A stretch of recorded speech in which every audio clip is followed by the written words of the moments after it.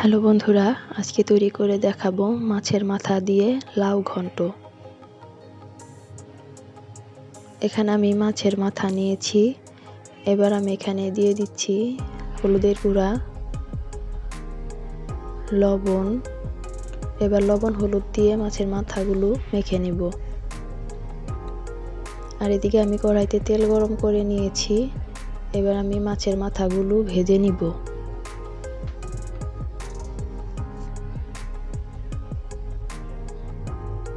মাথাগুলো ভাজা হয়ে গেছে, এবার আমি তুলে নিয়েছি। এবার সেই তেলের মধ্যে দিয়ে দিচ্ছি তেজপাতা আর জিরা। আর এখানে লাউ কেটে নিয়েছি। এবার কেটে রাখা লাউগুলো দিয়ে দিব।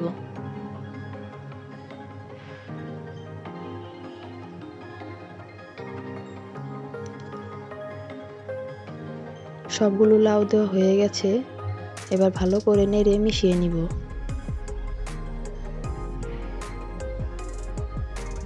দিয়ে দিচ্ছি পরিমাণ মতো লবণ, হলুদের গুঁড়া আর দিচ্ছি ধনিয়া গুঁড়া। আবারও ভালো করে নেড়ে মিশিয়ে নিব।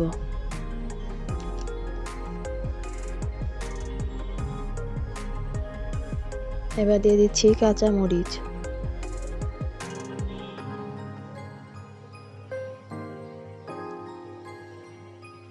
এবার লাউটা সেদ্ধ হওয়ার জন্য পরিমাণ মতো জল দিয়ে দিচ্ছি।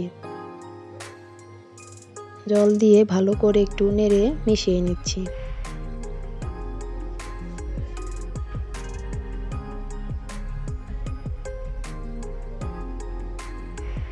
আবার একটু নেড়ে নিচ্ছি। লাউটা আমার সেদ্ধ হয়ে গেছে। এবার আমি সেই ভেজে রাখা মাছের মাথাগুলো দিয়ে দিব। মাথাগুলো একটু ভেঙে নিয়েছি। আবারও ভালো করে নেড়ে মিশিয়ে নিচ্ছি।